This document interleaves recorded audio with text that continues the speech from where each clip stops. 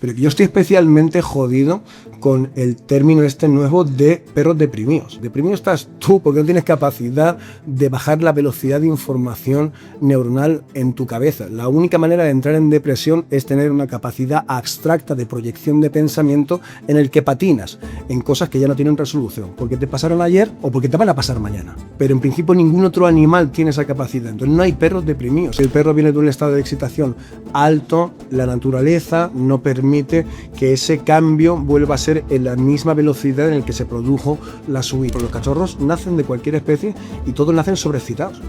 O sea, lo que hace el tiempo y lo que hace la vida en la naturaleza es, con mucha sobreexcitación temprana, modularla e inducirla a la baja. Entonces permite del 0 a 100, porque literalmente, vitalmente se pasa del 0 al 100 y luego van modulando la vida a la baja. Es decir, en términos de humanos, no debería experimentarse la vida de la misma manera a los 18 que a los 50.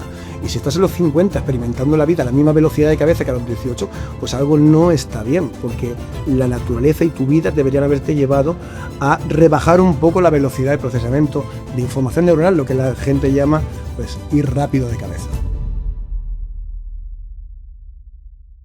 Hola a todos, bienvenidos al episodio 4 del podcast de perros. Estamos aquí para hablar de perros, para frikis de los perros. Nos encantan los perros y nos dedicamos profesionalmente a los perros. Y en nuestro intento de aumentar el nivel de cultura canina, pues estamos utilizando el libro Neurotología Canina como espina o columna vertebral de una conversación para que nuestro conocimiento pues tenga el mayor valor posible para cualquier persona que nos esté escuchando o viendo. Iker, ¿qué tal? ¿Qué tal, Alberto? Cuéntanos un poco en qué consiste el contenido del podcast de hoy.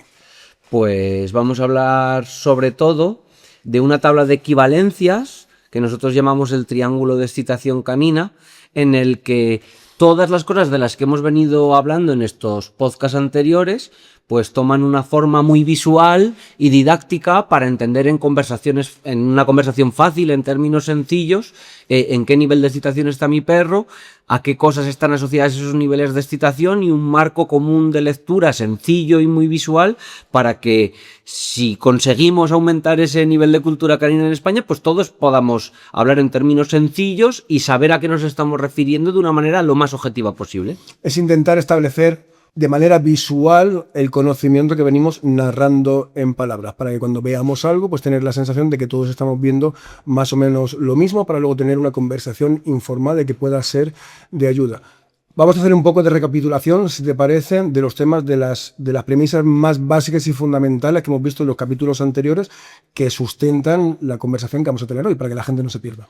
Yo creo que empezaría tan sencillo como que cabeza muy rápido, sí. Cuerpo muy rápido, mucho tiempo, problemas, y que cabeza a una velocidad óptima son tiempos y velocidades de un animal, en este caso el perro, que está en un estado neurológico óptimo, bueno, una excitación buena, como lo queramos decir. Y el marco que estamos intentando utilizar desde el principio es el de los impulsos eléctricos. Los impulsos eléctricos es lo que contiene la información que luego entra dentro de la cabeza de un organismo, y dentro de esa cabeza se comunica, se procesa y va a través del sistema nervioso a mover unos músculos, pero que todo ese proceso se puede entender desde la capacidad que se puede tener de tener impacto en un impulso eléctrico, que es aumentar la carga, mantener la carga o reducir la carga. Y eso luego se va a traducir en términos de lo que podemos observar a macroescala, en los movimientos que genera el perro, en la velocidad y el tiempo que esa velocidad se mantiene cuando manifiesta de manera conductual o de manera física cómo se encuentra a nivel interno. Y bueno, ya retrotrayéndonos a nuestro último episodio, pues hablamos de que esas secuencias de movimientos están muy lejos de ser voluntarias o de ser conscientes, como nos achacamos a nosotros mismos como personas, que hay una paleta conductual de la que vamos a hablar ahora, que si eres un perro haces cosas de perro, y si haces un pájaro haces cosas de pájaro, y que hay unas armonías o disarmonías que pueden ser una herramienta natural que todos los mamíferos tenemos para ubicarnos en el contexto y poder tomar decisiones, no sé si muy conscientes o menos conscientes, pero poder tomar decisiones que son coherentes con la supervivencia. Entonces, de manera sencilla, para que todo el mundo que nos escuche o nos vea se haga una idea, vamos a intentar a brocha gorda darte una intuición elevada de cuando tú observes algo durante un tiempo determinado, dónde poder encontrarte en ese mapa o en ese triángulo en términos de excitación, porque sabes ubicarlo en términos de manifestación física, velocidades de movimiento y conductual. Totalmente, Alberto. Yo creo que sin mucha más historia nos podemos poner a explicar en qué consiste este triángulo y por qué al final, de manera anecdótica, casi, fíjate que una vez que tenemos un diálogo común con la gente, en las sesiones, en las formaciones, cuando estamos desarrollando nuestro trabajo, yo diría que hay un porcentaje altísimo de la conversación luego en el día a día, en los seguimientos con la gente, cuando la gente te quiere expresar cómo está viendo su perro o no, o todo acaba cayendo un poco en el triángulo porque es como una forma muy fácil de hacer la conversación, ¿no?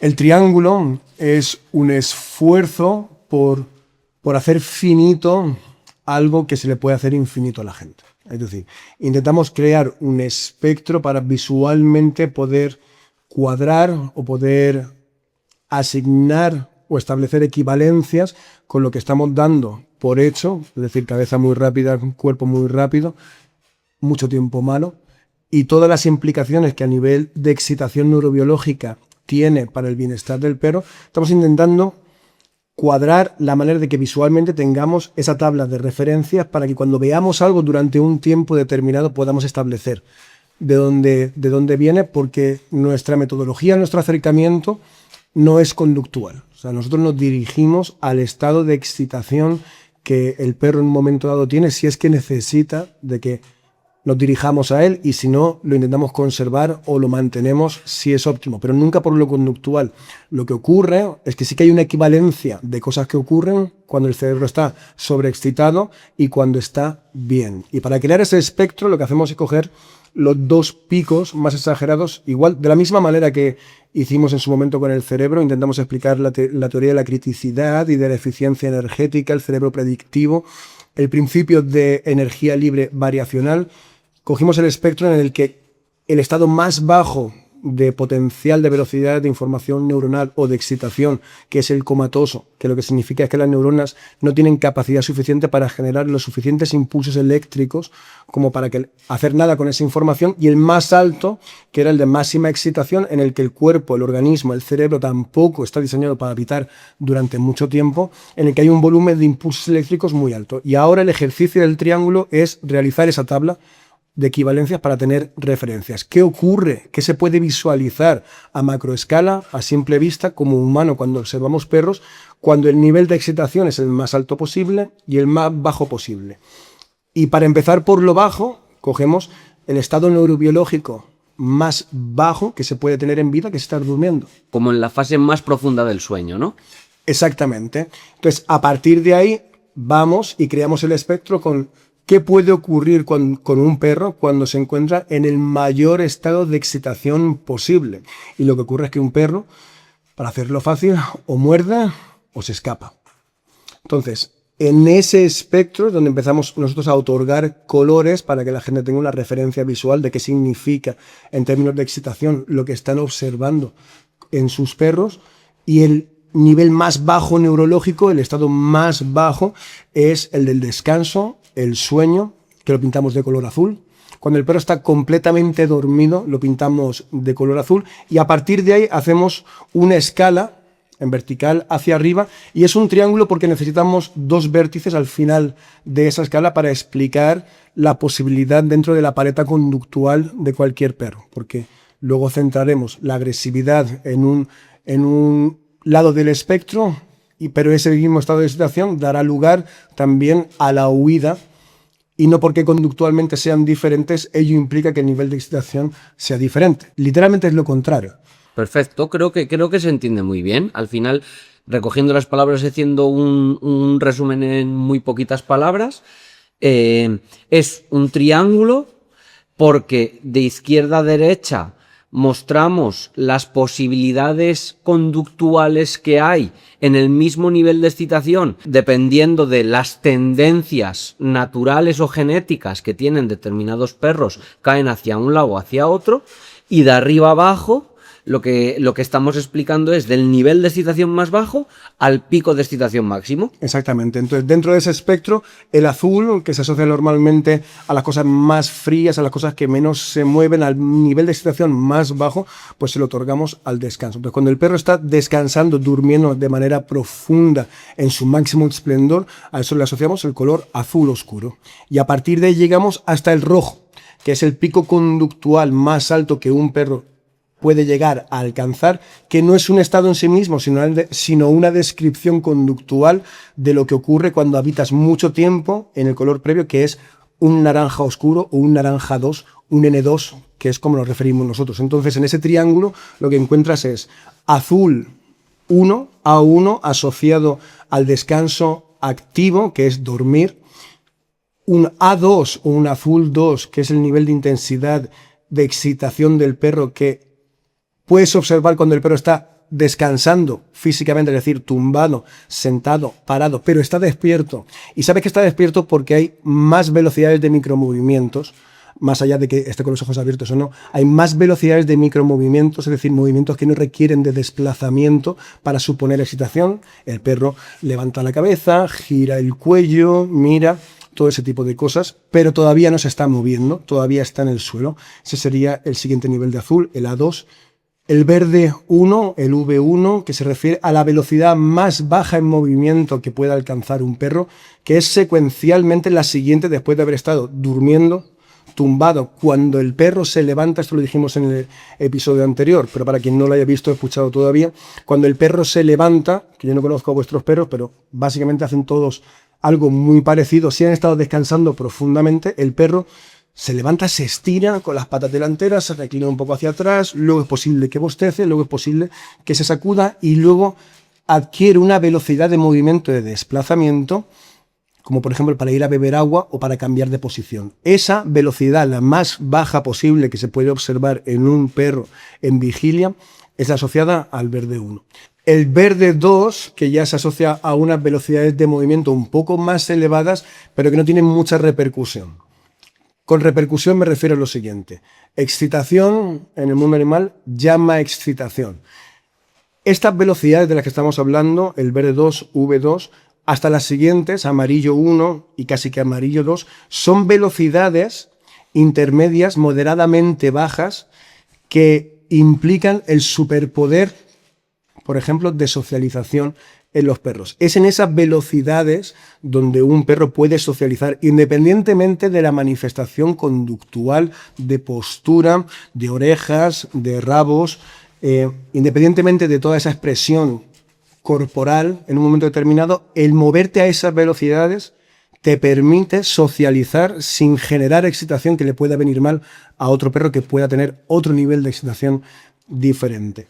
Y conforme vas escalando la excitación al alza, en el amarillo 1, amarillo 2, pues son cosas que naturalmente el perro utiliza para jugar, para mostrar afecto, aunque haya una problemática inherente a la palabra afecto en términos humanos, pero sí, para poder entendernos, el afecto que puedas observar, esa sobreexcitación que intuyes de manera natural que es positiva para el perro porque no está pasando durante mucho tiempo muy elevada, es en ese rango de excitación y velocidades. Y conforme empiezas a escalar del amarillo 2 al naranja 1, N1 o N2, en términos naturales, esas velocidades están asociadas a la supervivencia. En el triángulo hacemos una equivalencia en la parte izquierda de lo que significa el estado de excitación en términos de criticidad, supercriticidad, criticidad, punto cuasi crítico y subcriticidad. Y a la derecha, ¿para qué se utilizan de manera natural?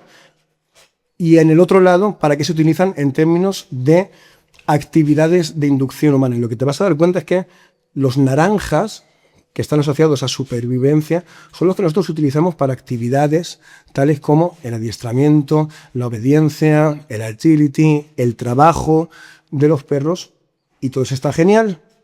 lo único que tenemos que ser conscientes es que esos estados están asociados a la supervivencia. La excitación necesaria para realizar esas actividades está asociada a la supervivencia y por ende no pueden durar mucho tiempo. Pero me imagino que puede haber gente en su casa con la siguiente duda, que es, primero, aunque se puede intuir por qué has separado cada color en dos intensidades, digamos, verde 1, verde 2, azul 1, azul 2, y aunque que eso igual puede estar más o menos claro, pero lo has explicado muy bien, que tiene que ver con la excitación, o que a su vez es la velocidad de movimiento que hay, pero ¿por qué cuando llegamos al rojo no hay un rojo 1 y un rojo 2? Puede haber gente que pueda tener dudas al respecto. Yo creo que sería interesante que lo explicases. Porque el rojo no es un estado, porque no se puede mantener. Cuando estás mordiendo hay un punto máximo de tiempo en el que estás terminando esa secuencia, pero en esa secuencia hay un momento en el que tienes que soltar la boca, y al soltar la boca en ese momento tú ya no estás en el pico conductual, sino que has rebajado la intensidad. Si no rebajaras la intensidad, no soltarías. En ningún momento no respirarías. Esto luego nosotros le llamamos ventanas para aprender a trabajar y a leer perros. Pero en esa rotura, como cuando explicábamos en el episodio anterior, que tú intentas mantenerte lo más recto posible, el mayor tiempo posible, hay un momento en el que no es de hecho posible y rompes. Y en esa rotura se vuelve al estado previo. El mundo científico tiende a excluir la descripción conductual como un estado en el que se habita. Es decir, que alguien o un animal no es agresivo. La agresividad en sí misma es la descripción conductual de haber estado mucho tiempo en un estado, pero no es como estás. Es la consecuencia de cómo estás.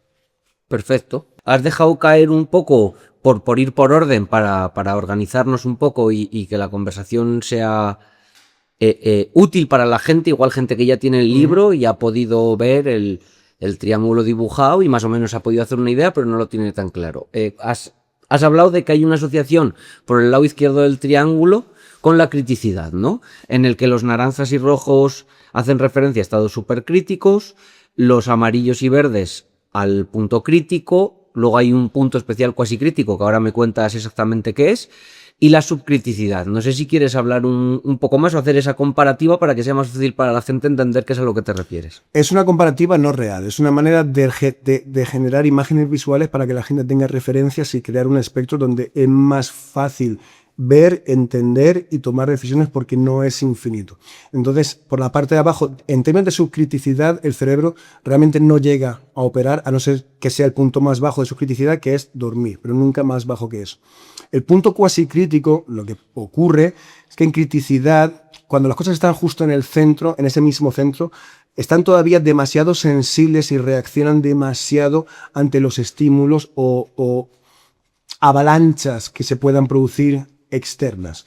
Y lo que ocurre es que en el punto cuasi crítico, que si dibujáramos una escala del 1 al 10, uno sería el 5, sino el 4, el cerebro en este caso se encuentra en un punto lo suficientemente bajo como para tolerar más las avalanchas de información, en este caso, que puedan proceder del exterior. Y lo que resulta es que entre ese punto crítico y cuasi crítico, en criticidad se le otorgan propiedades emergentes al sistema. Y nosotros, las propiedades emergentes de habitar en un estado neurobiológico de excitación óptimo, que es entre ese punto cuasi crítico y crítico, entendemos esas propiedades emergentes como el bienestar. El bienestar son las propiedades de habitar en ese punto de excitación el mayor tiempo posible, o el tiempo que necesita el individuo de la especie a la que pertenece. Es decir, que en perros son 13 horas en los azules y 6 horas en los verdes, amarillo 1 rozando amarillo 2 de promedio. Y además yo creo que también ese punto crítico en ese espectro, ahora relacionado con unos colores, entiendo que es donde mejor funcionan todas estas cosas de las que venimos hablando en los capítulos anteriores, es decir, el cerebro como una máquina de eficiencia energética, donde mejor funciona ese cerebro predictivo, donde habitando en ese estado esa memoria y esos aprendizajes son más fieles con la realidad, ¿no? Es como que hay una correlación entre esa velocidad de procesamiento a la que ahora le hemos dado colores, en ese punto crítico, en esos colores, es donde mejor funciona todo esto de lo que venimos hablando en los capítulos anteriores, ¿verdad? Y el resultado de estar ahí y que todo funcione para optimizar la eficiencia energética y la capacidad de predicción del individuo, en este caso del perro. Las propiedades de ello es, entendemos nosotros, el mayor bienestar del perro posible. Súper interesante. Nos hemos ventilado el lado izquierdo, casi ya del todo explicado, pero vamos a centrarnos un poco en la parte derecha, ¿no? Y en esa parte derecha tú tomaste la decisión, yo creo que además muy acertadamente, de separar las conductas o la paleta conductual natural del perro, es decir, lo que un perro, si estuviese feralmente viviendo o suelto o sin intervención humana, hace determinadas cosas asociadas a esos niveles de excitación, que hila muy bien con nuestra conversación en el episodio anterior de los patrones de acción fijo y cómo los niveles de excitación activan unos u otros interruptores. Y luego hay otra parte en la que nosotros nos hemos dado cuenta, por decirlo de alguna manera, hablando muy llanamente, que para que el perro haga cosas tiene que querer algo. Y resulta que cuando el perro está bien no quiere nada, porque ya está bien.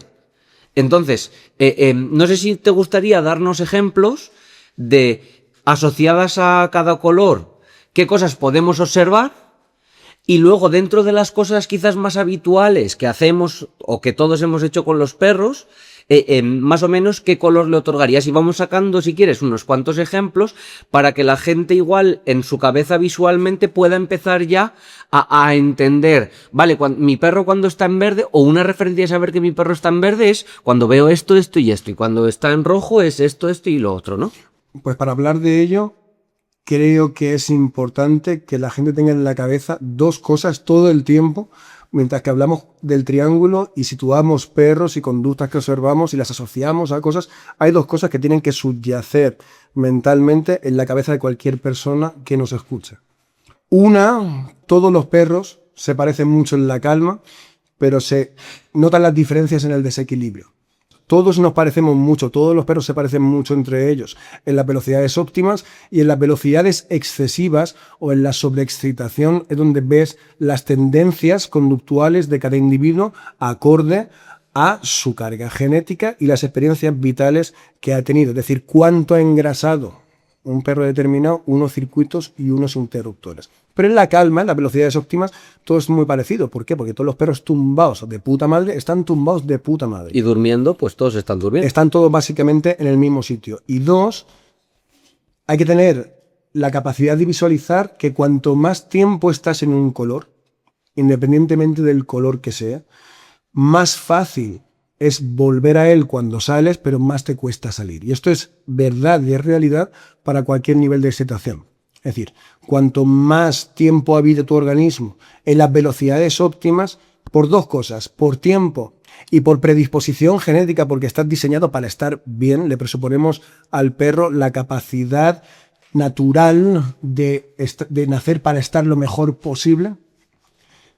Cuanto más tiempo estás en un color, un nivel de excitación, más te cuesta salir de él y menos te cuesta volver. En las óptimas, eso es mucho más claro y mucho más obvio, porque el organismo del perro está intentando volver ahí constantemente, si es que es cierto lo que estamos diciendo. Pero cuanto más tiempo habitas en un naranja, en un nivel de excitación más elevado, más te va a costar salir de él y menos te va a costar volver. Es la misma fórmula para absolutamente todos los estados. A mí, hablando de esto, siempre me gusta explicarlo de la misma manera. Que si este triángulo fuesen compartimentos estancos, en el que hay el espacio que hay... Si hubiera una línea que lo divide y ese Eso 100%, y esto es un 65%, no puedes llevarte más. Cuanto más tiempo pasas en uno, es como que esas paredes se van haciendo más grandes, y si el compartimento es... O el tamaño es el que es, cuanto más se empujan las paredes de un color para hacerse grande, por necesidad, más achican las otras. Y por eso es tan importante que induzcamos o que acostumbremos, sobre todo a los perros, a los cachorros, cuando son jóvenes, a cumplir esos 13 más 6 y a vivir en velocidades e inducir velocidades bajas, porque si no, estamos echándonos piedras contra nuestro tejado, digamos, ¿no? Literalmente. Y a mí me gustaría hacer el matiz de que a mí no tengo ningún tipo de predisposición previa, ni ninguna inclinación a que estos sean 13 más 6. A mí me da exactamente igual lo que tenga que dormir un perro. Es que me da exactamente igual que sean 20 horas que sean 3. Con lo que haya es con lo que hay que trabajar. Pero que toda la literatura científica que se ha realizado hasta la fecha nos invita a pensar, sumado con nuestra propia experiencia objetiva y profesional con más de 3.000 perros, todo nos invita a pensar que el perro tiene que estar tumbado a la Bartola casi que 20 horas al día, durmiendo, descansando y moviéndose a velocidades óptimas para luego poder tener umbral de tolerancia con la vida que te pueda pasar, que no sabes lo que va a ser. Pero necesitas de ese excedente de bienestar para que en caso de que te lo chupes poder volver a él y que no tenga un impacto en tu bienestar general. Yéndonos entonces un poco a la cuestión de poner algunos ejemplillos para que la gente se pueda ubicar en qué velocidades otorgamos a cada color. Ya se ha hablado muy claramente, ¿no? Pues que el azul es más oscuro, digamos, es estar durmiendo.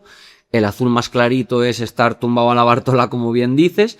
Pero, claro, como es lógico, es muy fácil identificar los extremos. Exacto. O sea, es muy fácil identificar cuando un perro está en rojo, que ahora ponemos unos ejemplos, y es muy fácil identificar cuando un perro está en azul, porque es que el perro está dormido, si le escuchas roncar, efectivamente está en azul, ¿no?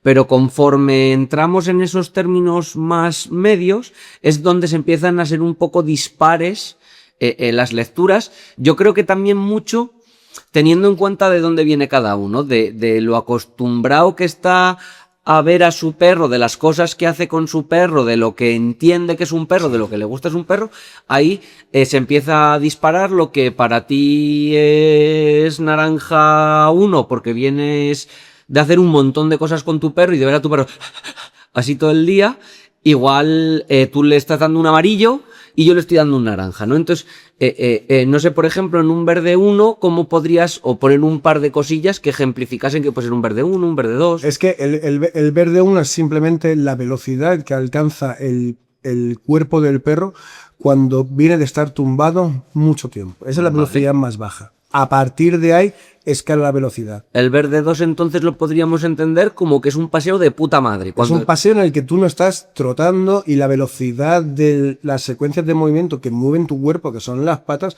tienen coherencia en el tiempo que se mantienen y el aleteo que produzca.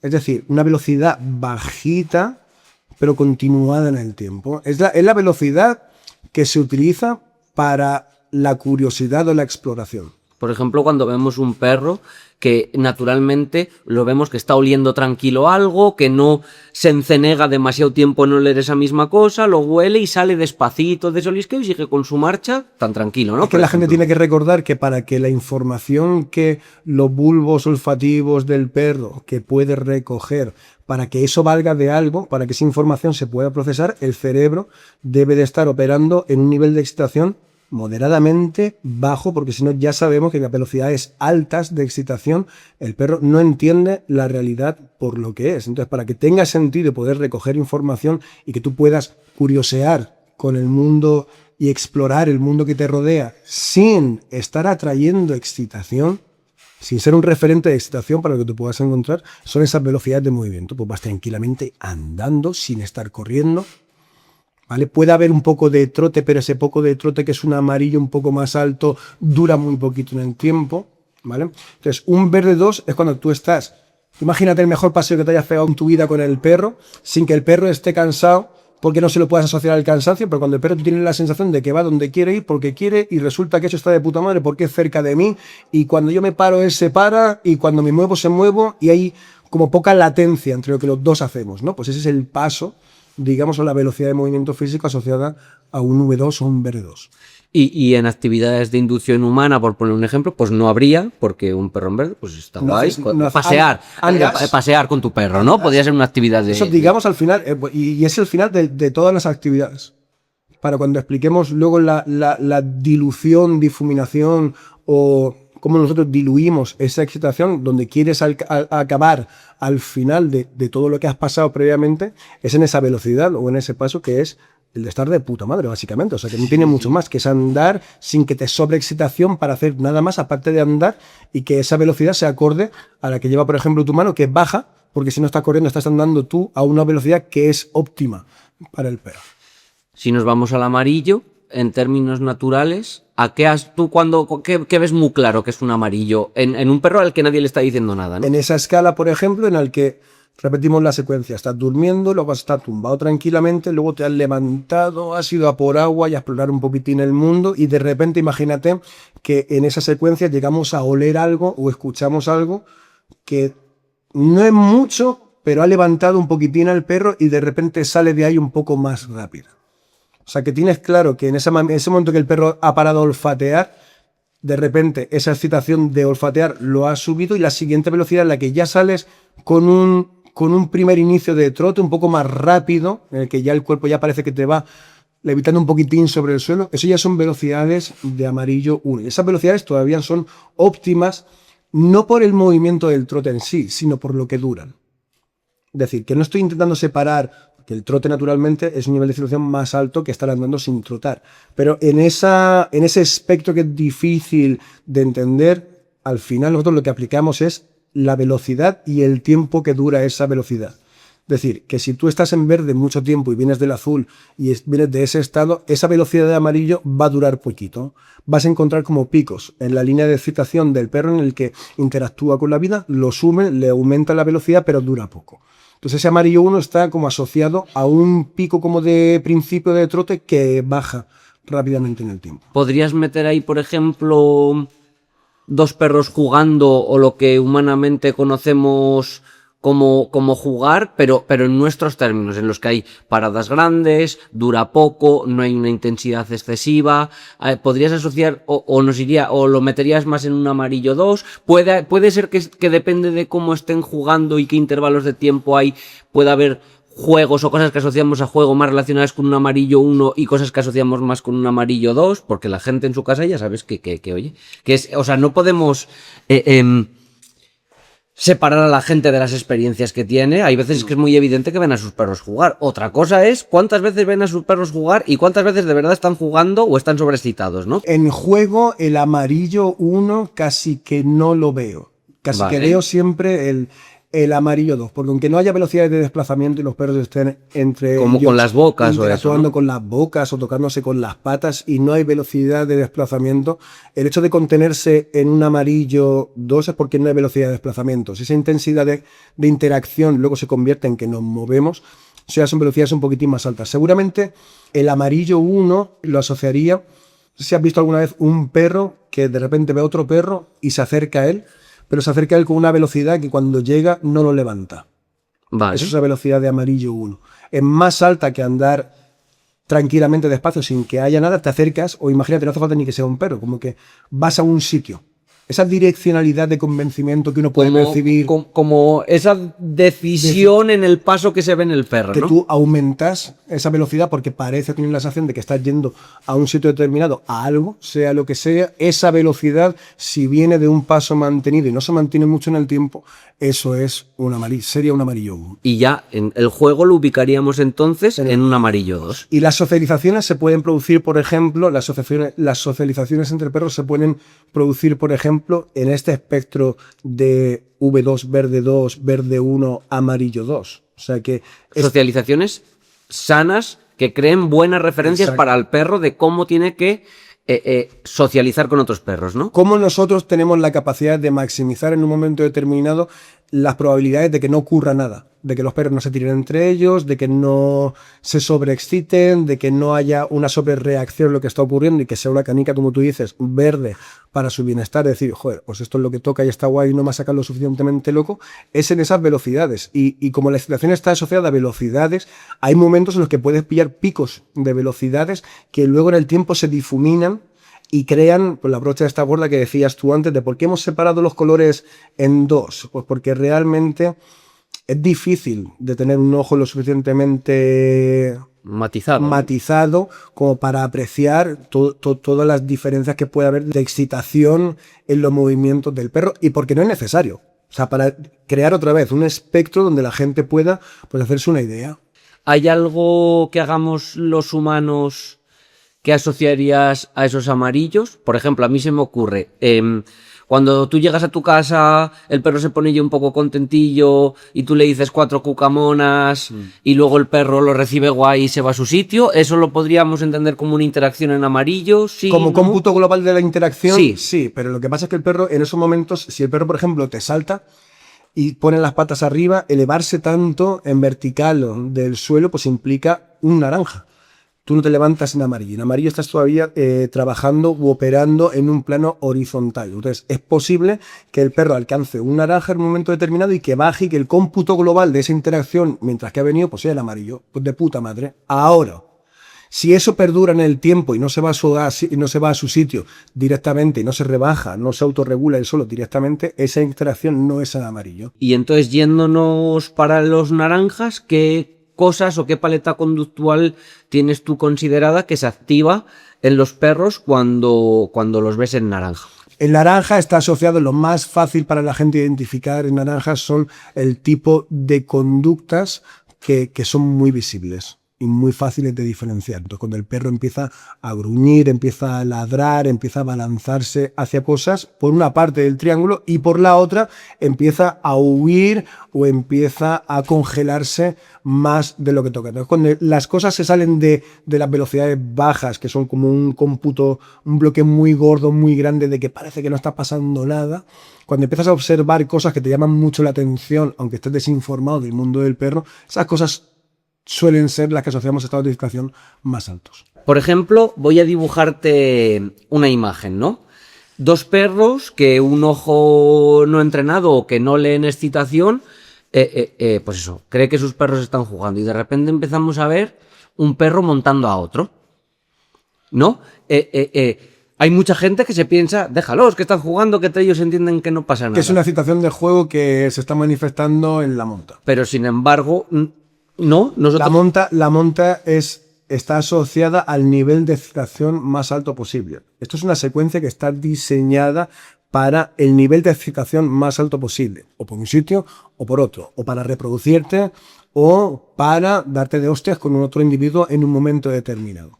Y el hecho de que no esté pasando no significa que ese estado de excitación no sea el que está habilitando ese movimiento. O que lo estés rozando. Es que está siempre ahí. O sea, un perro que se está montando encima de otro, hay que parar, ¿no? ¿Por qué? Porque lo que no quieres es activar esos patrones de acción fijos, esos patrones de acción modal y que se engrasen en el tiempo que ese circuito se empieza a engrasar y que sea el primer interruptor disponible dentro del organismo de ese perro cuando alcance ese punto de excitación en naranja. Oye, voy a montar. ¿Por qué? Porque la siguiente secuencia en el contacto físico de estar montando pues puede desencadenar una pelea entre 2 perros. Y también lo que hablamos siempre de la transferibilidad de las interacciones y de los estados. Si tu perro habitualmente, cuando se junta con otros perros, nadie los para, hay velocidades muy altas y acaban montándose, está generando un montón de canicas naranjas en el cajón de socialización que luego va a hacer transferibles a otras interacciones, igual con perros que no conoce, y es donde se empiezan a formar cristos, o lo que hablábamos en el episodio anterior, si le deja o hacer según qué cosas de cachorro, mientras el perro es cachorro parece que todo va bien porque los adultos por esas armonías identifican que es un cachorro, pero llega un día que ya no es cachorro, o que los otros perros no perciben a ese perro como cachorro y empiezan a haber problemas y acumularse cada vez interacciones en colores más naranjas, más rojos, y de repente pues mi perro no sabe socializar. Esto es fácil de ver en humanos. Si tú dejas a un niño, una niña, pequeños, alcanzar estados de excitación muy elevados y los conservas en el tiempo, el organismo de los críos que todavía no tienen la capacidad de diferenciar, porque son críos, porque son cachorros, van a entender que lo que están haciendo y lo que se permite en el tiempo es lo óptimo. Porque no tienen suficiente experiencia vital como para decidir lo contrario. Es decir, que si en tu casa nos damos de hostias, nos chillamos, nos tiramos jarrones y nos insultamos, el individuo que está desarrollándose en esos estados de excitación con esas manifestaciones conductuales va a entender que lo normal, simplemente por ser lo que más ocurre en el tiempo, es eso. Entonces luego no te puedes extrañar de que esos estados y esas manifestaciones conductuales asociadas no se reproduzcan cuando ese crío tiene una interacción con cualquier otro crío o con cualquier otra persona. Es exactamente lo mismo. Si tú dejas que... Y esto es un problema que tiene la gente con sus perros, del que no son conscientes. Porque yo entiendo totalmente la necesidad de pensar que tu perro está de puta madre porque tiene un amigo o 2 amigos o 3 perros con los que se conocen, y como es casi que el único contexto en el que te vas a poder permitir soltarlo y disfrutar tú de lo que piensas que el perro está disfrutando, pensar que eso está genial. Pero la gente tiene que saber que eso luego no es transferible a otras interacciones con otros perros. Lo que tú decías, se montan cristos y hay problemas. ¿Por qué? Porque tu perro, cada vez que ve a sus perros de su manada, de su grupo de amigos, cuando se ven, salen locos perdidos, entre ellos que ya existe una relación y que nunca se han mordido y nunca ha pasado nada. No se han activado esos patrones de acción fijo, ¿no? Esos patrones de acción fijo, pues no ocurren, pero eso no quiere decir que eso sea transferible o que se pueda llevar a la interacción con otros perros que no toleran esos niveles de excitación porque no son parte de tu grupo y porque pueden estar más equilibrados o no en un momento determinado. Y por el lado de la inducción humana, en estos amarillos muy, muy, muy altos ya rozando naranja, que ahora podemos hacer un matiz de cómo entender también bien el triángulo, pues es donde entran, pues lo que has mencionado antes, ¿no? Pues competencias deportivas, adiestramiento de obediencia, trabajos de protección, cada cual, pues igual en un espectro más cercano a los rojos y otros más en naranjas muy bajitos, pero es donde se producen todas estas cosas. Es que yo creo, ¿no?, que de eso puedes hablar tú, porque yo, por ejemplo, nunca he realizado obediencia con un perro. Entonces yo entiendo que el nivel de excitación requerido para que el perro haga algo, que en principio se está bien entendiendo una velocidad óptima en el que el perro que está tumbado y viendo la vida pasar no va a alcanzar porque no le hace falta, pero que nosotros generamos ese nivel de excitación para luego conseguir cosas y se le da más excitación al perro porque al final le tienes que dar un premio o lo que sea el premio, se lo tienes que dar, sí, para que se refuerce esa conducta, para que haya algo dentro de toda esa película que al perro él diga, hostia, pues me llevo esto. Sí, como que tiene sentido alcanzar estos niveles. ¿Y cómo se trabaja, por ejemplo? Más allá de la conversación y sin entrar a valorar lo bien o mal o lo que sea que nos parece. A mí, de hecho, me parece de puta madre, ¿sabes? Quiero decir, siempre y cuando el perro se lo pueda permitir. Sí. Depende de en qué abanico te lleves el adiestramiento, pues yo lo asociaría a unos colores o a otros. Es decir, pues seguramente esta conversación igual, pues si hay adiestradores que nos están viendo, para que incluso le pueda servir. Pues por ejemplo, cuando estás haciendo cosas como muy sencillas, que no tienen nada que ver con lo deportivo, en lo que no se exige un nivel de excitación o de emoción, como ellos le dicen, muy alto, pues pueden ser cosas de amarillos muy altos, naranjas muy bajitos, también dependiendo de las tendencias del perro, con comida, con cositas de poco valor, pues yo lo podría ubicar ahí, ¿sabes? Una cosa de obediencia. Conforme tú vas subiendo el nivel de hacia lo deportivo, hacia lo profesional, empiezas a entrar en naranjas muy altos. Y ya, por ejemplo, la comida que activa niveles de excitación un poco más bajos que la pelota, por ejemplo, porque la comida no se mueve en sí mismo, es excitante en sí misma, sí, pero no se mueve, empiezas a mover las pelotas. Y por eso por ejemplo, cualquier adiestrador sabe, que esto tú y yo lo hemos hablado alguna vez, que primero tú tienes que darle valor a la pelota. El valor es el nivel de excitación asociado que haya a la pelota. Entonces tú tienes que jugar mucho a velocidades muy altas, tirarla mucho y que eso genere un engrasamiento de esos interruptores en el perro en el que la pelota aparece, ¡fum!, y el perro de repente está en unos naranjas muy altos, y con eso es con lo que trabajas para que el perro consiga ese premio, que en este caso es la pelota. Entonces, efectivamente, yo lo asociaría y en el amarillo 2 estoy siendo súper generoso. Igual, pues yo qué sé, si haces obediencia con un mastín o algo de eso, pues igual esas pueden ser las velocidades, pero siempre en niveles de excitación altos o muy altos, claro que sí. Y al final...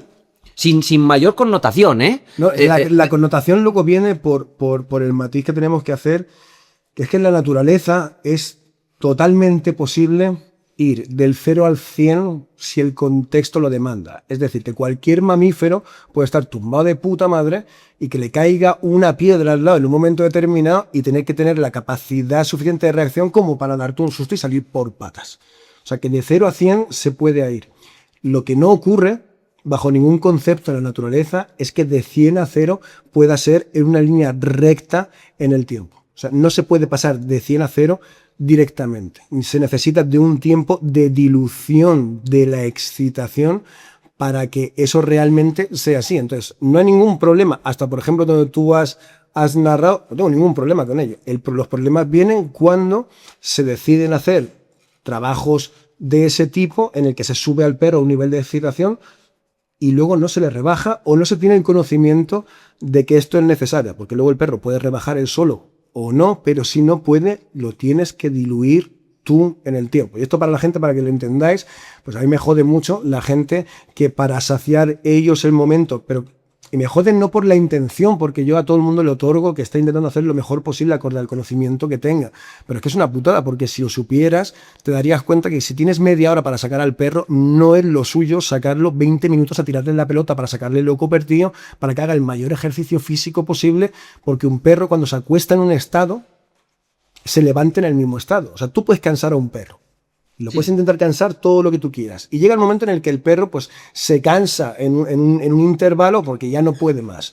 Y entonces te va a dar la sensación de que el perro ha bajado, y es real, el perro ha bajado. Pero que si no lo has diluido en el tiempo y no ha sido una degradación natural de esa excitación, para cuando el perro se levanta exactamente en el mismo nivel de excitación del que venía previamente.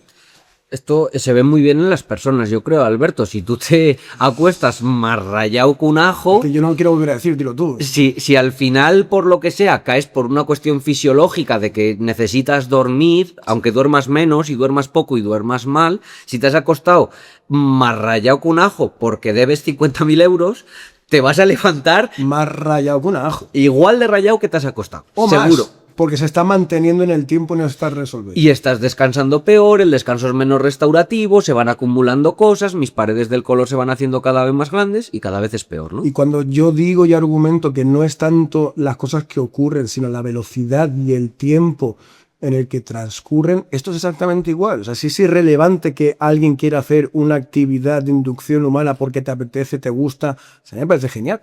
Y si la vida es tuya, mismo compones. Da exactamente igual. Ahora que tengas el conocimiento de que o bien el perro ese rebaja solo y luego no tiene ninguna consecuencia en su estado de bienestar, o que sí la tiene y que lo tienes que ayudar. Pero la noción, de alguna manera, de que con ese rato, a esos niveles de excitación y ya está, tiene algo que ver con el bienestar real del perro, totalmente falso. Totalmente, Alberto. Es totalmente falso. No hay ningún tipo de equivalencia directa entre una actividad que requiere un nivel de excitación alto en que el perro esté en un nivel de excitación bajo de manera continuada en el tiempo. Y esto no quiere decir que no se lo puedan permitir. Repito, se lo puede permitir muchos perros porque los perros son fáciles, en realidad, y está guay que sean fáciles porque si no, no podríamos convivir con ellos en los términos en los que lo hacemos y queremos hacerlo, pero que no es real que ese estado de excitación durante ese rato que estás haciendo lo que tú quieras hacer con tu perro tenga un nivel de impacto en el perro, a no ser que el perro ya esté de puta madre, tú lo subas y porque ya estaba de puta madre previamente, ahora el perro después de ese intervalo de sobreexcitación cae porque antes venía de estar bien en un sitio donde realmente está bien. Y eso, repito, ocurre. Y para el que esté pensando en su casa, yo es que mi perro, que sí. Sí, es que seguro, o sea, pero que además que seguro que es verdad. Sí, sí. Y como luego hay mucha gente que lo que describimos como una cosa en la que puede hacer que tu perro salte más, pero el mío no salta. Ya, pero sí, todo es posible y genial. Pero que los problemas vienen de cosas genéricas que nosotros encontramos que ocurren en el mundo civil, que solicitan nuestra ayuda, que llevan muchos años y muchos perros, y que esto es muy recurrente con la gente que ha probado cosas en busca de otra cosa diferente. Entonces, las actividades son actividades y hay que entenderlas como actividades, pero uno no vive en la actividad. Uno tiene una manera de vivir que luego le permite realizar o no según qué tipo de actividades. Si es que esto, macho, llevándolo, ya no sé, que esto es muy fácil de entender. Mira, aquí todo el mundo sabe que una gran parte del trabajo de adiestramiento está directamente relacionado con esos instintos de caza que ahora sabemos que son patrones de acción fijo asociados a niveles de caza, en los que tú empiezas a activar esos interruptores. Es decir, al final tú lo que estás haciendo cuando le tiras la pelota a un perro en bucle, por decirlo de alguna manera, lo que estás haciendo, o por lo que el perro persigue esa pelota, es porque de repente se activan esas pestañas que están asociadas a cazar, a ir a cazar. Y entonces, esto es tan lógico como pensar, joder, párate un segundo a pensar, si tú fueses un perro, o qué crees que un perro, qué nivel de excitación tiene cuando se pone a cazar, si está directamente e intrínsecamente ligada a su supervivencia. Es decir, si no cazo, no como, que la naturaleza es así, que tu perro no vive en la naturaleza, pero la naturaleza vive en la naturaleza, aunque sea una frase de Mariano Rajoy. Entonces, si tú estás activando o jugando con esos interruptores que están asociados a esos picos que tienen que estar directamente, que están relacionados con la supervivencia, joder, pues no hace falta ser Albert Einstein, macho, para sumar 2 y 2 y entender que eso no puede ser la manera en la que tú te relacionas con tu perro. O sea, tu perro cada vez que pisa la calle no puede estar 1 hora por la mañana, 1 hora por la tarde y 1 hora por la noche detrás de una pelota como un loco, porque yo no creo que haya ningún animal en términos naturales que esté 1 hora por la mañana cazando como un loco encima para no cazar, 1 hora por la tarde cazando como un loco encima para no cazar y 1 hora por la noche cazando como un loco para encima no cazar. No sé si me lo compras, pero... Totalmente. Y luego, cuando tú vives en un marco de lectura en el que no te puedes escapar de que las cosas que haces están asociadas al nivel de excitación en el que lo realizas, te das cuenta que si que quieres que un perro no muerda, no le enseñes a morder.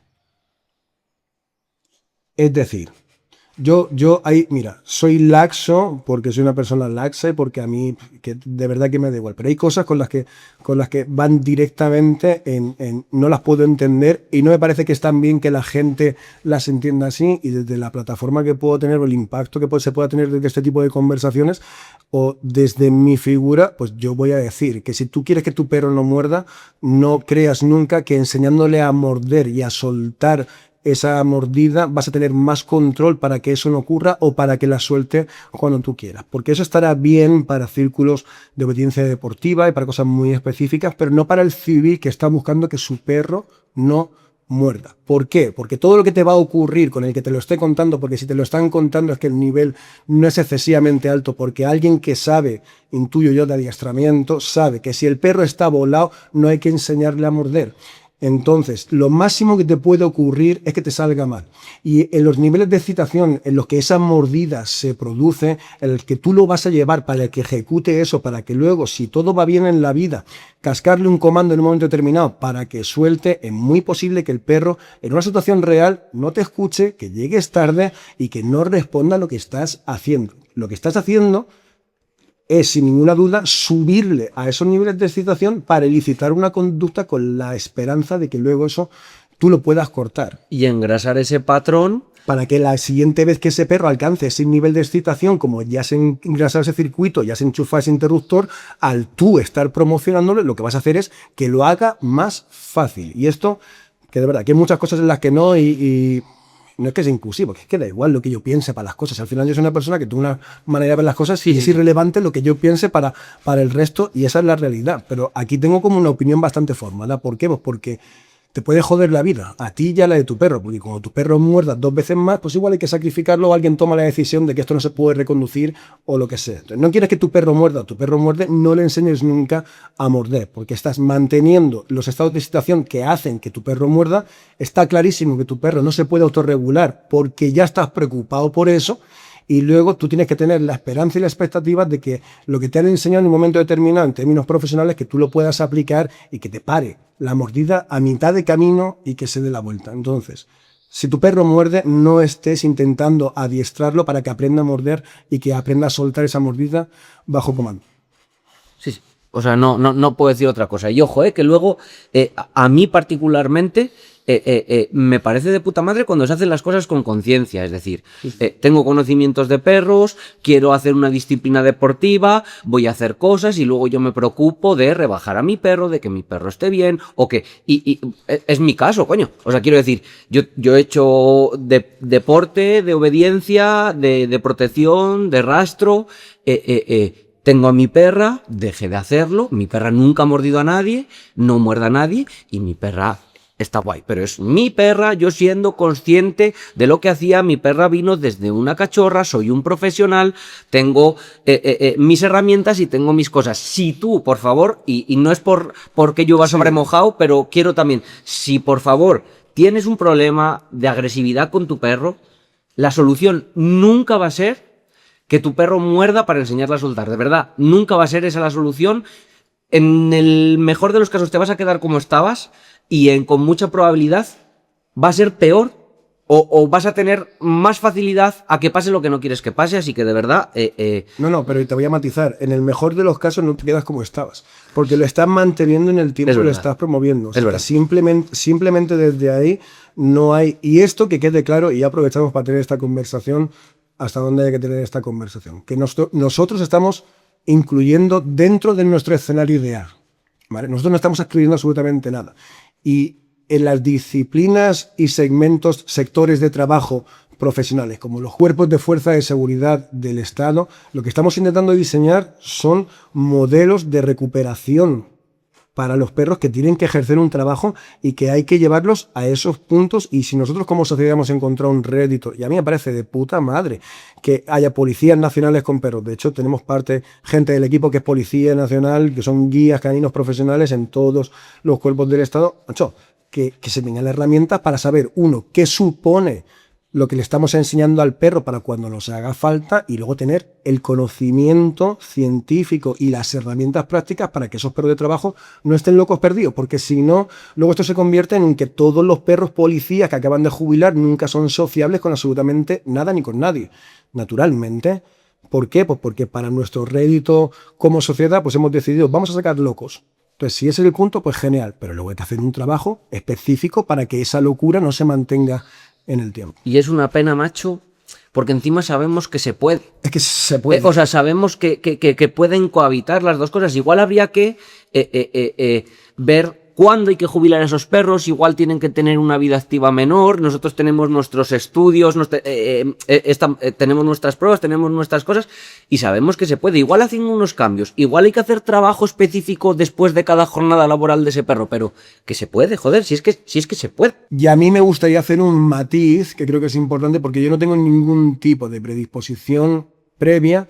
O sea, a mí me da igual que se pueda trabajar con perros y hacer trabajo de inducción y que se pueda tener perros de trabajo o no. Lo que me interesa saber es si es posible. Nosotros hemos realizado casos de estudio y sabemos que es posible. Es posible, pero es difícil. Y si no fuera posible, no tendría ningún problema en decirlo. O sea, si al final de todo este camino intelectual para saber si yo hubiera tenido la sensación de que, oye, esto es una locura y no se puede, pues diría tranquilamente, oye, esto es una locura y no se puede. No es que esté intentando ser inclusivo es que realmente se puede. O sea, realmente tú puedes hacer casi lo que quieras con tu perro y realizar el suficiente trabajo de inducción de estados de excitación para que el perro esté guay, porque el perro está diseñado para estar guay. O sea que en principio se puede. Y ahora, Alberto, que ya me están pitando los oídos, sí. Y todavía no está ni publicado. Soy muchos de vosotros ahora mismo que se está picando el cuello y yo lo entiendo con razón. Tú dices una cosa mucho que me gustaría que explicases, que es dentro de esa paleta conductual del triángulo que puede caer hacia el lado de la agresividad en los picos máximos o hacia el lado de la huida.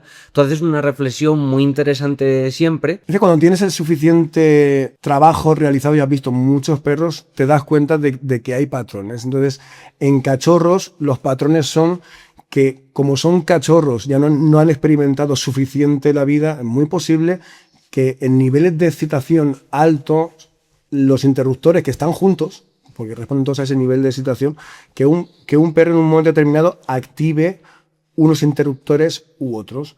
¿Qué quiere decir esto? Que un cachorro en un momento determinado te puede parecer que se está escapando, que tiene tendencia a la huida, a la congelación, o que está empezando también a ser reactivo al mismo tiempo, que de vez en cuando tira a morder, pero que a lo mejor en la misma secuencia tira a morder, luego para y luego se va un poco hacia atrás.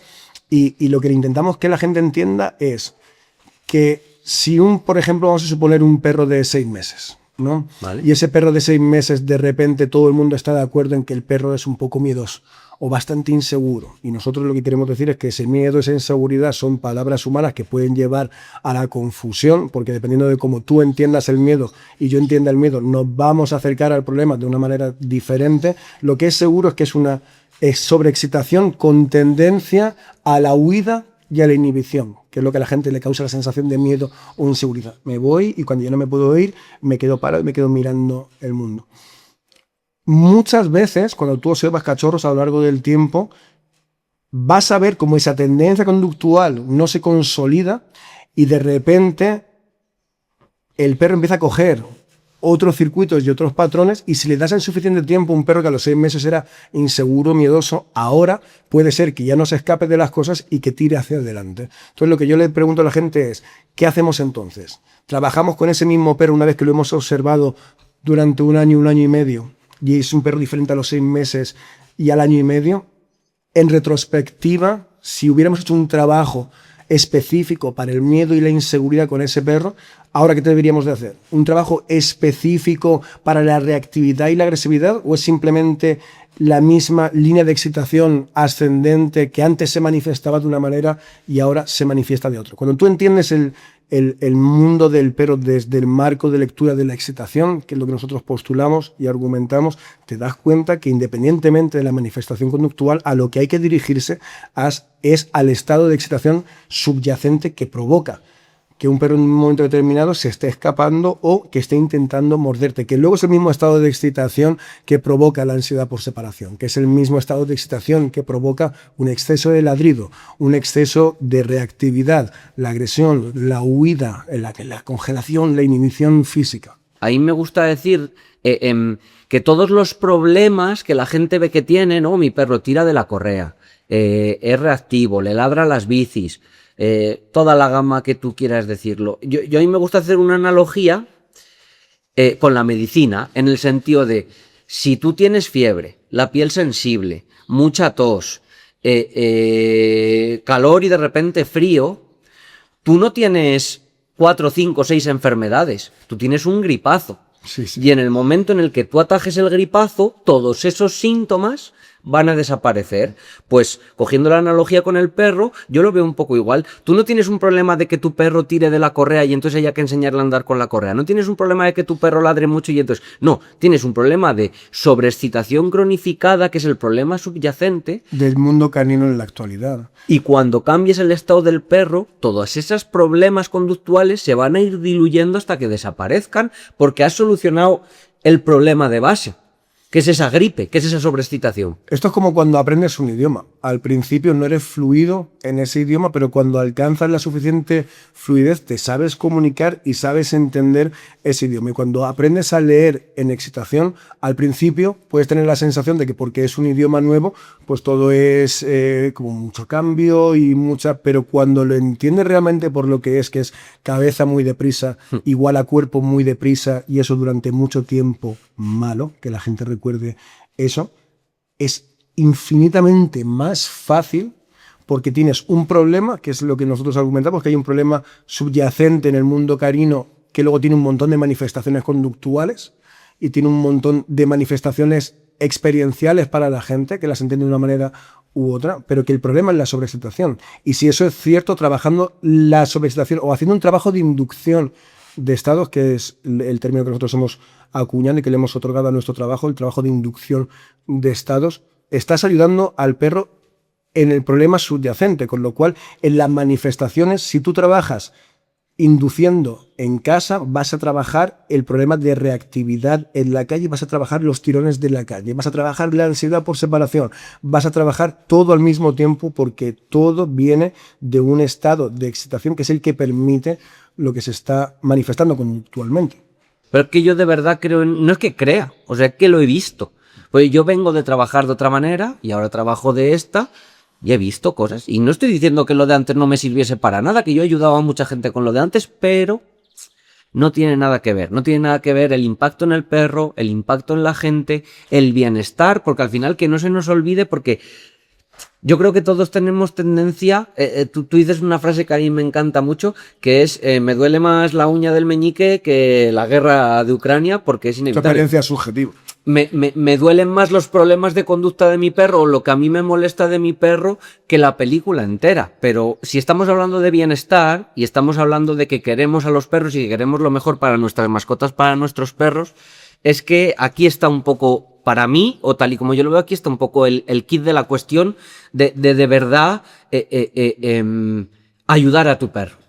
Y no ayudarte a ti mismo en lo que te molesta de tu perro. No sé si se entiende el matiz, ¿sabes? Totalmente. Lo que pasa es que la gente tiene que entender que cuando estamos con perros, estamos ayudándonos a nosotros mismos. Si no, no tendríamos perros. Todos estamos cubriendo huecos. No hay nadie que tenga un perro que no esté intentando cubrir un hueco.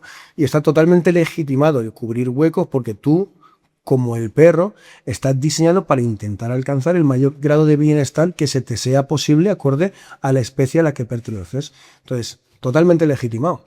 Estás intentando estar mejor de lo que estabas previamente, has llegado al mundo del perro. Y aquí simplemente no hay que confundir, para una mejor comprensión de tu relación con tu perro, pues lo que nosotros o lo que yo le podría decir a la gente es no confundas lo que a ti te apetece hacer o para lo que a ti te apetece cubrir el hueco con lo que le viene bien al perro, porque puede ser que sí, que sea lo mismo o puede ser que no. Y mínimo tienes que estar dispuesto a que sea que no.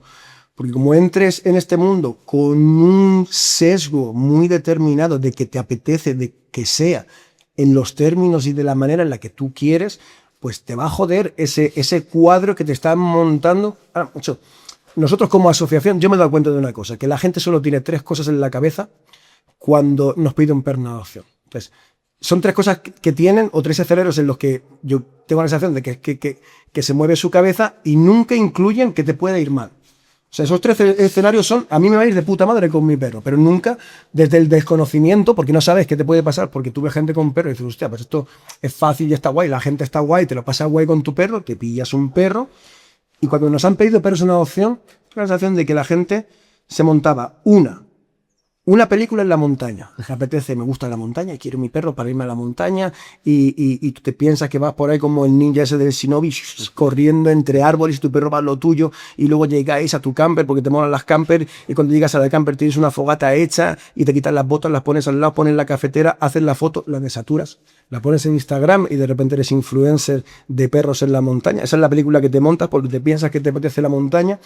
Otra versión de eso es me gusta la playa, entonces tú te imaginas como si fueras un vídeo de Britney Spears o Backstreet Boys corriendo alegremente por la playa con tu perro chapoteando en él y te piensas que va a estar de puta madre. Es lo mismo que en la montaña, pero en la playa. Y luego gente que se monta una película en su casa. A lo mejor se montan una hoguera cuando ni siquiera tienen una chimenea en su casa, o se montan la foto esta de familia y lo único que te falta es el perro. Y por ejemplo ahí, si tú estás montando un cuadro en el que tú tienes tu familia y solo te falta la foto del perro para lo que tú piensas que es alcanzar la felicidad máxima, si de repente metes un perro y en esa foto tú te imaginabas a tus críos jugando con el perro y pasando tiempo como en Lassie, con el perro en casa y todo ese tipo de historias, si de repente metes un perro que no tolera la sobreexcitación, que significa que tus ojos estén jugando cerca de él y de repente se empieza a redirigir hacia ellos, no te ciegues en esa foto y trabaja. O, para la gente que lo esté escuchando, no dependáis de las fotos que os montáis en la cabeza previa e intentar otorgar un valor a que el perro pueda ser sobreexcitable y que cuanto menos dependas de las actividades o cosas específicas para lo que quieres el perro, pues más fácil va a ser ajustarse al perro que tienes.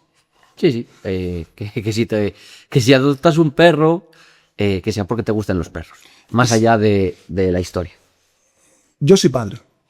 Entonces, lo que te das cuenta es que tú puedes tener una idea previa de lo que quieres que sea tu hijo, pero es una paja mental que tú te montas en un momento determinado que luego puede coincidir con la realidad o no, pero que al que tienes que querer y al que tienes que educar en base a lo que es al crío que tienes, no el crío que tú querías tener, porque a partir de ahí, pues vienen todas las cosas que ocurren entre padres e hijos y madres e hijos y todo ese tipo de historias. Pero que tú tienes que educar y tienes que contextualizar y dar el mayor bienestar al perro que tienes, no al que tú pensabas que ibas a tener. Y habrá veces que si tienes mucha suerte en la vida, pues esas dos cosas van a coincidir más allá de tu conocimiento y ya está. Y hay otras veces en las que no. Y en esas veces en las que no, nosotros experimentamos que es mucha gente que se ve desbordada con los problemas que tienen con sus perros. A nosotros, o a mí me gusta mucho decir que una parte muy importante también del triángulo es entender que los colores no son los mismos dependiendo del intervalo previo del que vienes. Es decir, el amarillo que tú ves no es igual de amarillo si vienes de estar mucho rato en verde, que sería un amarillo verdoso, o si vienes de estar en naranja, aunque tú conductualmente en esos igual ejemplos que antes hemos puesto, efectivamente llegas, identificas, el perro está paseando de puta madre, esto es que mi perro está en verde. No te dejes llevar por intervalos muy cortos de tiempo, porque si tu perro viene de estar tirando como un venado hace 10 minutos, bueno, lo primero es que tienes que aprender a leer, porque en verde no está seguro, ¿no? Pero para que se entienda, ese verde que tú ves está directamente y muy influenciado por los colores de los que vienes estando antes. No sé si quieres tú desarrollar un poco Es la esto. predicción de tiempo que se va a mantener el perro en ese nuevo color, está determinado por el intervalo previo. Además, la manera en la que tú lo explicas, que a mí me parece genial, que es, imagínate ese triángulo, pero en vez de con colores en una pantalla, como si fuera al óleo, que tú los puedes tocar. Entonces, no es lo mismo estar en el verde después de haber estado en el verde, en el cual el verde es verde porque la mano estaba ahí, a que si muevo la mano en naranja y arrastro, todo ese olo hacia abajo, entonces para cuando llegues al verde pues tiene toda la degradación de colores que implica, y dependiendo del tiempo que hayas estado en el color previo, cuando arrastras más queda en la cola de ese arrastre de ese color, y eso luego en términos profesionales o para la gente civil también, el tiempo que se va a quedar en ese color te lo dice la intensidad del color del que venía previamente. Es decir, que si tu perro viene de estar corriendo como una grapa y estar loco como una maraca desde hace 15 minutos, cuando se tumbe tienes que saber que va a pasar muy poco tiempo tumbado porque viene de estar muy excitado previamente y esto no lo va a poder mantener. Yo esto se lo digo a la gente siempre para que, intentando simplificarlo de una manera visual, que se entienda. Cuando una persona se monta en una montaña rusa, o cuando te montas en el coche y tienes un cambio de rasante, o cuando llegas al pico de la montaña rusa y caes, la sensación, por lo menos la que tengo yo, es que como que la parte interna del cuerpo se te va hacia arriba y la carcasa se te va hacia abajo, entonces en esa latencia que hay tienes una sensación, ¿no? En la barriguilla. Como rara. Y yo le invito a la gente a pensarlo en horizontal, es decir, como si cogieras un punching ball de estos de hacer boxeo, en el cuando tú le das, tiene este movimiento, y eso es internamente cómo está el perro. Si el perro de repente viene de moverse acorde a este nivel interno de movimiento, pues cuando se pare, separará la carcasa y lo de dentro. Pero si viene de estar más excitado, cuando se para en seco, el cuerpo se le queda todavía, ¿no? Como el correcaminos cuando llega muy rápido a un sitio, los dibujos esos de antes, que llegabas y hacía brrr, cómo se quedaba rebotando. Entonces la gente tiene que entender que si vienes de una velocidad muy alta, aunque físicamente te hayas parado, internamente le tienes que otorgar un intervalo de tiempo hasta que esa vibración interna se diluye. Entonces es imposible venir de un naranja a un verde. Esto también para la gente que intenta asociar el estado de calma o las velocidades óptimas a comandos. Honestamente, no te va a funcionar. Aquello de enseñarle a tu perro la calma, O ¿no? asociarle a un ruido o a un comando determinado un estado. Entonces, el estado a la baja no se puede inducir con un excitante. Y cuando tú des un comando, cuando le digas algo al perro o cuando hagas cualquier tipo de ruido, vas a excitar al perro. Entonces, Es que hay una memoria asociada, porque para conseguir ese comando has tenido que excitar al perro para que quiera hacer algo y tú poder premiarlo. es posible, entiendo yo, darle un comando al perro, como por ejemplo, túmbate, y que se diluya en el tiempo, ¿no? Ese tumbado, y que de primero estar contenido de excitación diluya si no se hace nada más con él, y eso se va en el tiempo y el perro permanece de hecho sentado. Y es imposible asociar el estado de calma neurobiológico a un comando porque los comandos son excitantes. Es que es muy difícil, ¿sabes por qué? Porque normalmente, yo que sí soy adiestrador y yo que sí he adiestrado perros, como tú has necesitado un nivel de excitación muy alto para ese tumbado, la tendencia natural del perro para soltar esa excitación es moverse para echar a tierra. Entonces, para que mantenga el tumbado, tienes o bien que seguir premiando y por tanto seguir excitando, o bien metiendo obligación o esa presión, que no tiene por qué ser algo físico o negativo de pegar al perro, pero que tienes que mantener esa excitación para que el comando prevalezca sobre la tendencia natural del perro. Entonces es como que habrá perros específicos que le dicen que se tumbe y se le olvida el rollo y se queda tumbado tranquilo. Los habrá. Pero eminentemente no puede ser una forma de trabajar porque abarcas un espectro de perros demasiado pequeño. No sé si me estoy explicando. Exactamente. Y luego, más allá de los comandos y de la obediencia, entender que si el perro viene de un estado de excitación alto, la naturaleza no permite que ese cambio vuelva a ser en la misma velocidad en la que se produjo la subida. Todos los organismos están... Esto es como los cachorros. Los cachorros nacen de cualquier especie y todos nacen sobreexcitados. O sea, lo que hace el tiempo y lo que hace la vida en la naturaleza es, con mucha sobreexcitación temprana, modularla e inducirla a la baja. Es lo que hace el tiempo, es lo que hace la madurez, es lo que hace el envejecer, es lo que hace la naturaleza en sí misma. Entonces permite del 0 a 100, porque literalmente, vitalmente se pasa del 0 al 100 y luego va modulando. Si todo va bien, se va modulando la vida a la baja. Es decir, en términos de humanos, no debería experimentarse la vida de la misma manera a los 18 que a los 50. Y si estás a los 50 experimentando la vida a la misma velocidad de cabeza que a los 18, pues algo no está bien, porque la naturaleza y tu vida deberían haberte llevado a rebajar un poco la velocidad de procesamiento de información neuronal, lo que la gente llama, pues, ir rápido de cabeza.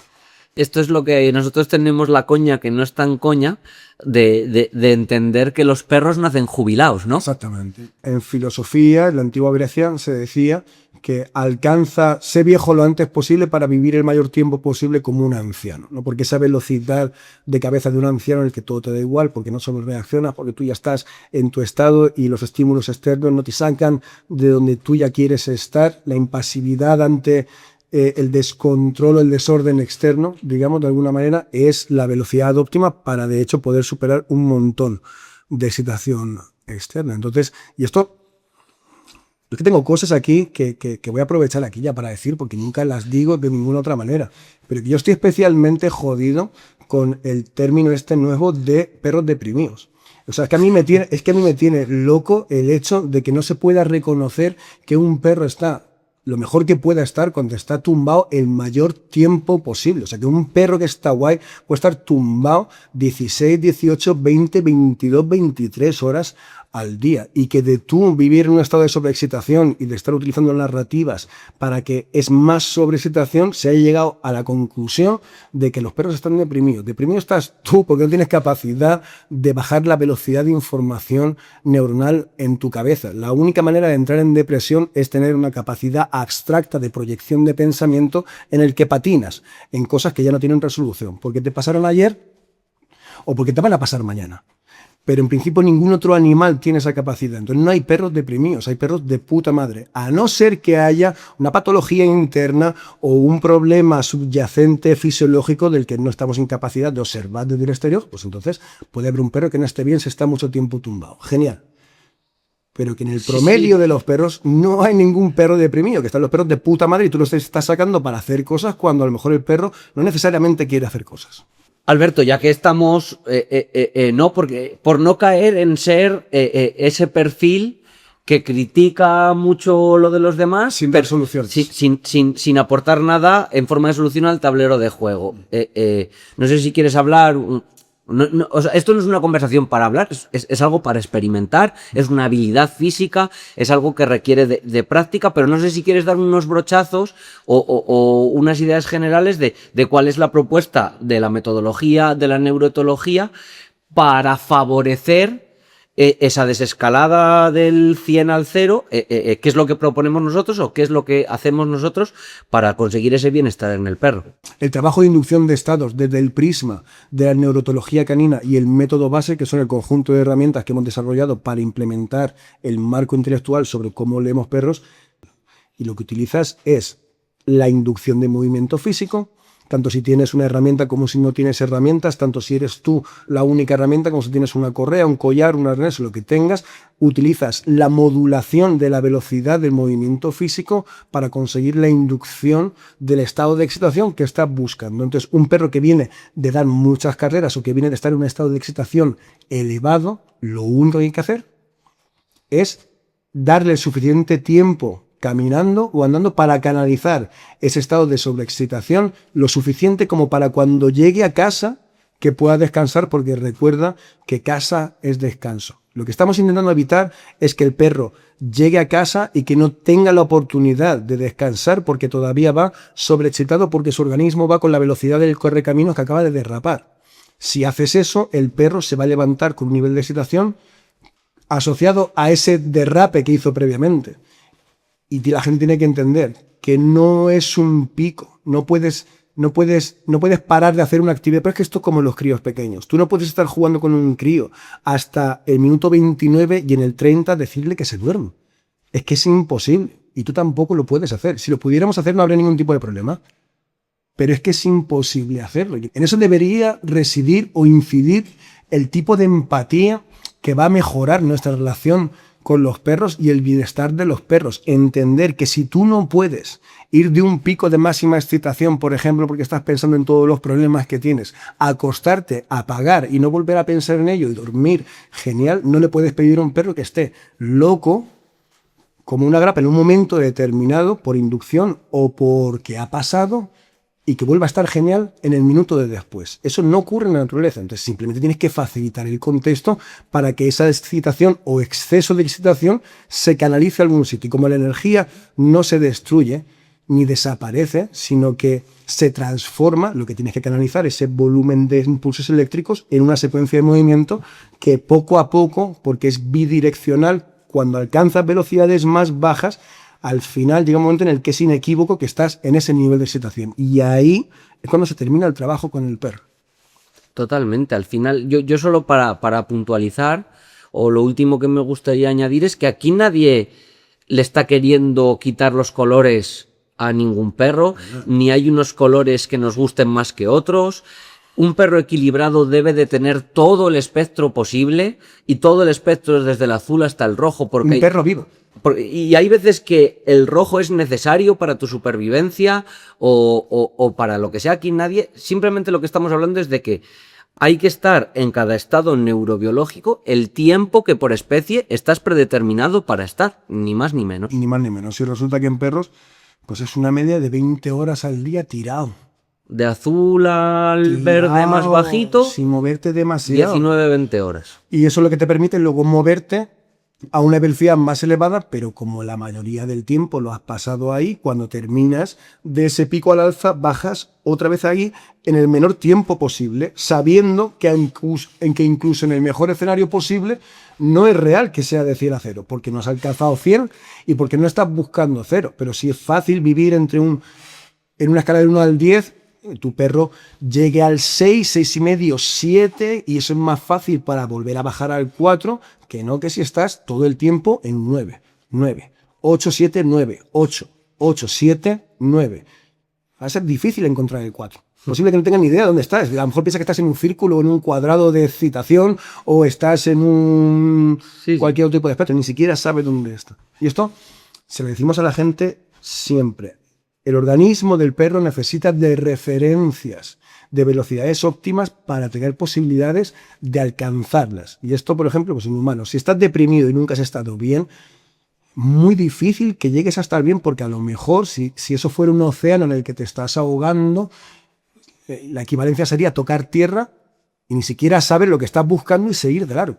O sea, es posible que no hayas experimentado esas referencias lo suficiente en el tiempo como para posar de ellas de largo, y no es lo que estamos buscando. Lo que estamos buscando es que el perro tenga en un momento determinado de su vida, especialmente en las etapas del desarrollo, que reconozca esas velocidades óptimas y facilitar el contexto para que él solo, a partir de ahí, tome la decisión del organismo de qué interruptores activar. Y lo que nosotros argumentamos es que si le dan la oportunidad al perro de activar los interruptores en las velocidades óptimas, él solo se va a querer mantener ahí. No él conscientemente, sino su organismo, porque está diseñado para estar ahí. En esta especie en particular, 20 horas al día tirado descansando. Nosotros es 8. Sí, sí. Por cualquier razón que a mí se me escapa y sobre la que me da exactamente igual. Y un perezoso 22 o 23 eran, ¿no? Y las horas que sea cada uno. Entonces nosotros es 8 y aparentemente eso es coherente con mi experiencia o con tu experiencia, o porque si no, no lo haríamos, podríamos decir, si se ven mejor en 3, o yo duermo 5 y estoy genial. Tú no estás genial.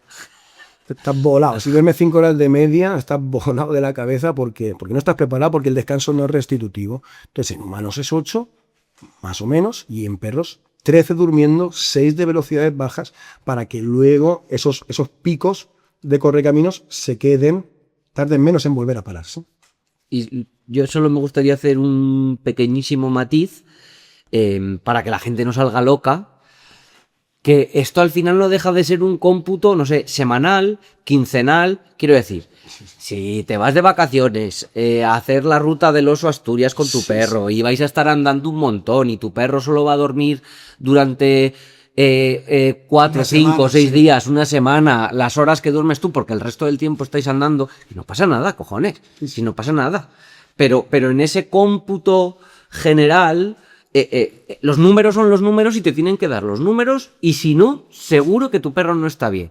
Que haya circunstancias puntuales, pues como las personas, coño, o sea, quiero decir, tú tienes que dormir 8 horas todos los días, pero si estás de exámenes, porque haya una semana que estés durmiendo 5 horas, porque, bueno, todos hemos dejado siempre las cosas un poco para el último día o lo que sea. Especialmente tú y yo. Además, de verdad, sí.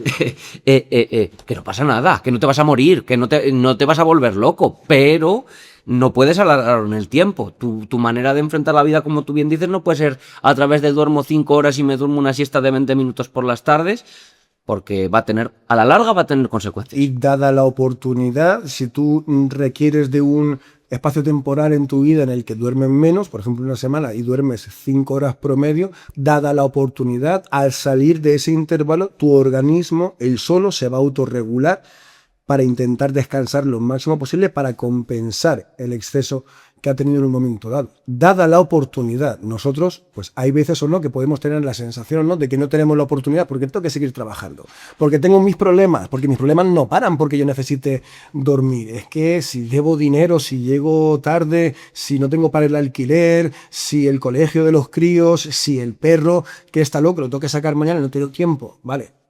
Tú para ti, pero para con el perro siempre puedes tomar decisiones que están en tu mano, que no requieren de ningún tipo de herramienta, ni de ningún tipo de juguete, nada que tengas que comprar, nada que necesites extra que no sea natural, que eres tú y tu perro. Siempre le puedes facilitar el contexto para que ese descanso se produzca, que esas velocidades óptimas se produzcan y que el perro aspire al mayor bienestar posible. Y si no, pues igual no deberías tener perro. Yo creo que es una frase lo suficientemente contundente, Alberto, como para dejarlo aquí. Llevamos un buen rato y yo creo que se ha entendido todo bien. No sé si te quedas O sea, sé que te quedas con muchas cosas que decir, porque esta conversación es prácticamente infinita en el sentido de que es hablar de perros y eso, pero yo creo que se ha quedado todo muy claro. Nos vemos en el siguiente. Sí.